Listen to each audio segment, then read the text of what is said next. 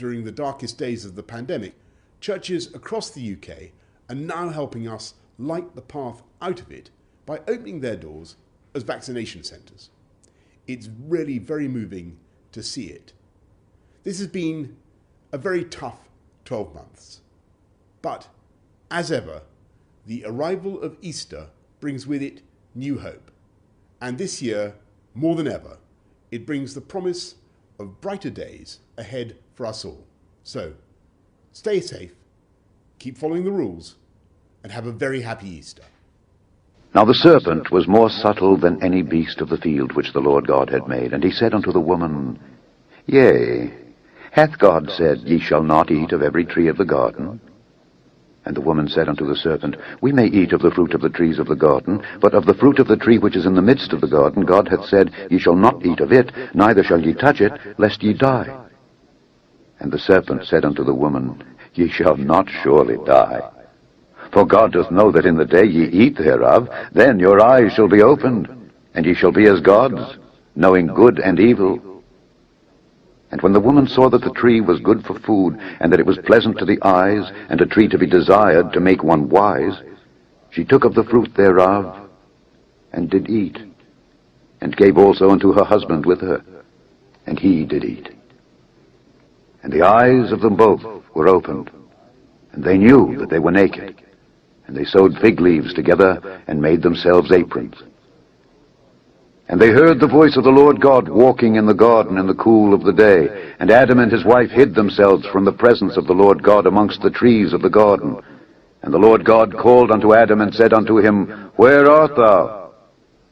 And he said, I heard thy voice in the garden, and I was afraid, because I was naked, and I hid myself. And he said, Who told thee that thou wast naked? Hast thou eaten of the tree whereof I commanded thee that thou shouldest not eat? And the man said, The woman whom thou gavest to be with me, she gave me of the tree, and I did eat. And the Lord God said unto the woman, What is this that thou hast done? And the woman said, The serpent beguiled me, and I did eat. And the Lord God said unto the serpent, Because thou hast done this, thou art cursed above all cattle and above every beast of the field. Upon thy belly shalt thou go, and dust shalt thou eat all the days of thy life. And I will put enmity between thee and the woman, and between thy seed and her seed. It shall bruise thy head, and thou shalt bruise his heel. Unto the woman he said, I will greatly multiply thy sorrow and thy conception. In sorrow thou shalt bring forth children, and thy desire shall be to thy husband, and he shall rule over thee. And unto Adam he said, Because thou hast hearkened unto the voice of thy wife, and hast eaten of the tree of which I commanded thee, saying, Thou shalt not eat of it, cursed is the ground for thy sake. In sorrow shalt thou eat of it all the days of thy life. Thorns also and thistles shall it bring forth to thee, and thou shalt eat the herb of the field. In the sweat of thy face shalt thou eat bread, till thou return unto the ground. For out of it wast thou taken. For dust thou art, and unto dust shalt thou return. And Adam called his wife's name Eve, because she was the mother of all living. Unto Adam also and to his wife did the Lord God make coats of skins, and clothed them. And the Lord God said, Behold, the man is become as one of us to know good and evil.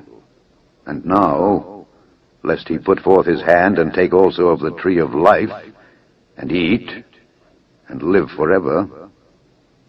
Therefore the Lord God sent him forth from the Garden of Eden to till the ground from whence he was taken. So he drove out the man, and he placed at the east of the Garden of Eden cherubims, and a flaming sword which turned every way to keep the way of the tree of life.